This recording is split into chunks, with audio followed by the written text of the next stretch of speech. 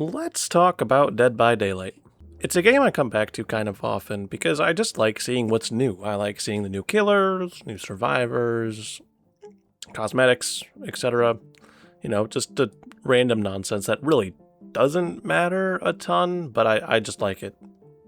I do it with other games too, but this is the one that I'm here to talk about. The thing with Dead by Daylight is for all the time that I've spent in the menus, looking at the characters, seeing their abilities, wanting to engage with it, I tend to choose not to. And it comes down to anxiety. It comes down to feeling like if I try to engage with this game to any meaningful capacity, that I'm allowing it to hurt me in a way. I know that sounds really dramatic for what this is, but if you haven't played Dead by Daylight, the premise is that it's an asymmetrical player versus player game. So there's one killer versus 4 survivors. The goal of the survivors is to power up at least 5 generators within a set map to power up exit gates so they can escape.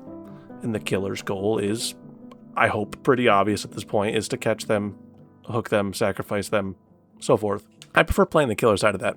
I think that's more fun for me. I don't like running as much as chasing. But it's also kind of a weird dynamic because as the 1 versus the 4, you tend to be on the outweighed side of things. I mean, you have 4 other people, well, and total strangers most of the time, unless you're playing with friends, which is less stressful, way less stressful.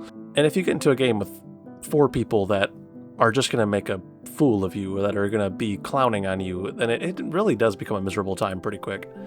And that has been my experience several times, and it continues to be every now and then. And so I have over time chosen not to engage with this game to any meaningful capacity. Until recently. So this last time that I downloaded it, I don't even really remember why I did. I think it's because I saw Jason was in the game, but even then, that was a while ago. I just now downloaded it a couple days ago at the time of recording. And I did what I always do. I looked through the store, I looked through the killers and their cosmetics and the survivors and blah, blah, blah. And then I sat at that play screen. I thought about starting up a game, and I was just kind of petrified for a bit. Not like scared, but I just didn't want to act. I didn't want to make it real. I didn't want to have a reason to delete this game again. And so I did what anyone does, right? I looked up some videos. I think the exact thing I searched was, what are the best killers in the game? And I think what I got was a tier list, but I can't remember. But through the roundabout magical ways of the algorithm, I found a channel, okay? And it's completely changed my opinion on Dead by Daylight and maybe just playing multiplayer games in general. And I realized that I can have fun. Dead by Daylight can be a fun time, even when you're having a bad time. And that's such a weird thing to say. It's contradictory, but it is true. The channel I found is named Twoknee, spelled Twoknee. And his name is Tony, so I have to assume it's a pun. Like Tony. And it's really funny. I like that a lot. And this guy's content is great. If you have any interest, I will link his channel in the description, and you definitely should check it out, especially if you want to play Dead by Daylight and learn more about the game and see someone that's genuinely very good at it play. I think he's a lot of fun. I think he's a very fun guy, but I digress.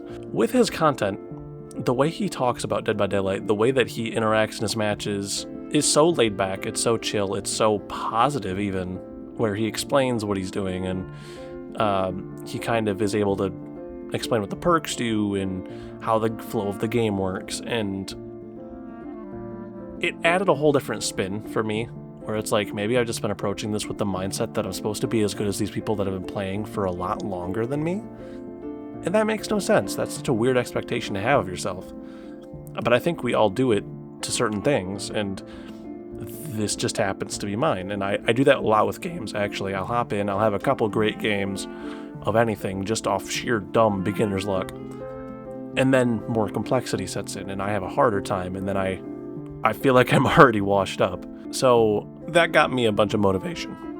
That, in addition to being validated by a different video I found talking about killer anxiety, which I will also link in the description below if you have interest. It's very good. I'm not going to talk about that too much, but other than my own personal experience. But I had to look at it from the lens of, I'm just kind of inexperienced, and maybe I just need to retrace some steps. I will play as the starting killers. I will learn their original perks, get their teachables. When you level up a killer, or anyone so much, you're able to take their perks, their specific character perks, and share them with other characters. And so I did some of that. And I played for a good 5 hours, 6 hours, because I had nothing else going on. And I had a really great time. There were games in there that made me want to put my head through a wall. I don't like playing as Doctor. I found that out the hard way.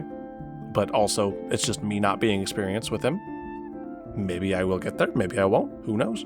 And even those games that were tragic and somewhat miserable, I had fun. I was learning what I was doing wrong. I was able to actively identify it and be able to go into the next game with a better mindset. It's not to say that people aren't still terrible. There are plenty of games that I had where there were people waiting at the exit gates, taunting, teabagging, just being like that. I mean, that's fine. It's more lighthearted than it seems, probably, but there's this aspect of like social anxiety and public ridicule that I can't jive with. Obviously, I don't think anyone really likes that, but the solution's pretty simple. You run up, you take a swing, they all leave, and then you're on to play the next one and improve whatever didn't work this time. If it was a perk that just didn't come in handy, get rid of it. Easy. If it is just that you don't like the killer or the abilities that you have, switch it. That works. If it's a strategy, you can change it next time. I think learning how you perform best and what's going to help you get to that point that you need to get to is super crucial. How I view this game now, even after only playing it for that 6-ish hours that night, my mindset has completely changed in a much more positive way.